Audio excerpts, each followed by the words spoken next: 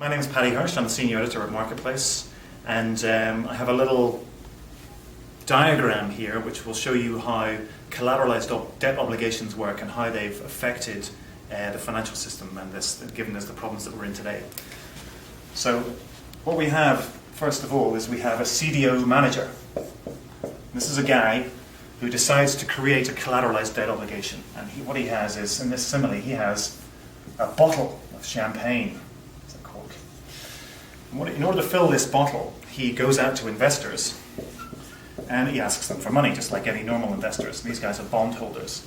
They give him a bunch of money, and what he does is he goes out and he buys a bunch of securities, and they can be anything you want. They can be loans, they can be credit card debt, they can be student loans, but in this case, they were mortgages. So he went out and he bought a bunch of mortgages, and he put them in his bottle. And what he did is he created the capital structure in the same way that a company has a capital structure. And we're going to show this capital structure like a pyramid of wine glasses, just like you have at the wedding. Maybe you have people pile up those glasses with the idea of pouring champagne into them, all set in a nice silver tray. And each of these glasses, as a security, is rated according to their riskiness. So the top rate is AAA, this is AA, triple B, double B, and then this bottom, the tray, is the equity. We won't worry about that so much at this point. Now, at the end of every month, what happens is the cork pops off because all of these mortgages are paying interest. It causes a great deal of pressure, and all of the money from that interest flows out of the top and into the pyramid of glasses. Now, because these are the least risky and pay the least interest, they get filled up first. Then the second row gets filled up, then the third row gets filled up, finally the fourth row gets filled up, and then the equity tranche, the big silver tray at the bottom, gets filled up. And everybody's happy. Everybody gets paid. No problems at all. And that's what happened during the housing boom. Everybody got paid. But what happens whenever, say, one of these mortgages, or say 30% of these mortgages or mortgage holders stop paying their mortgage? Well, it means that there's a lot less interest being paid and a lot less bubbly coming out of the top of your champagne bottle. So it means that the first glass may get filled, hence the least risk and the lowest payment.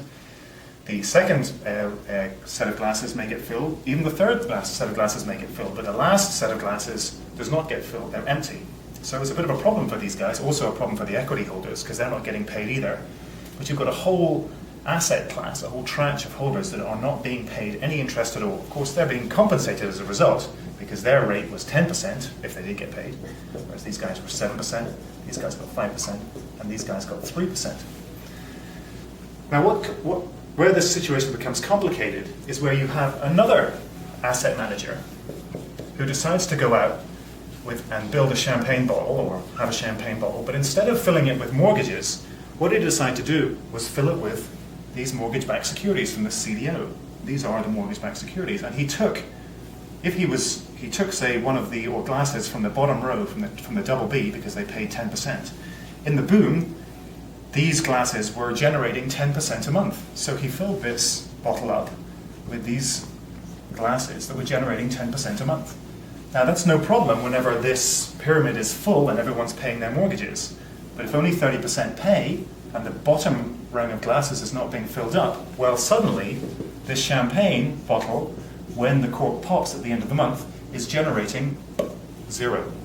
Now, he has got his own pyramid of glasses.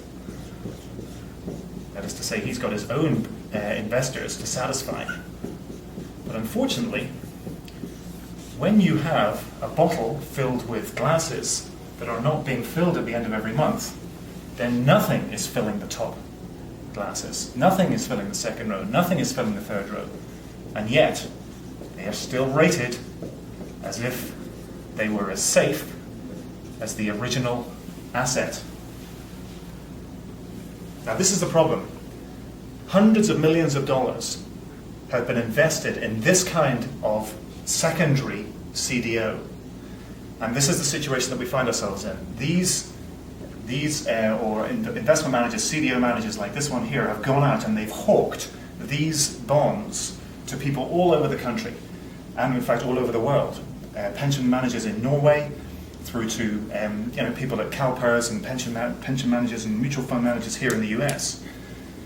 The net result is that these investors have packed our funds with these securities which are not paying anything now and are liable never to pay anything again, especially if the situation in the housing market persists and people stop, either foreclose on their houses or stop paying mortgages or default or whatever it may be.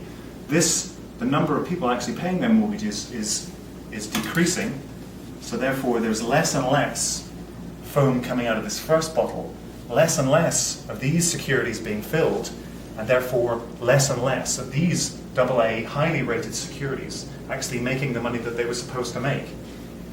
The result is that we're in a mess of our own making, or a mess of these bank managers making, or these fund managers making. The fact that these securities have been poorly rated by the ratings agencies who did not understand the knock-on effect of a few people failing to pay their mortgages has left us all, well, frankly, as Rico says, needing a drink.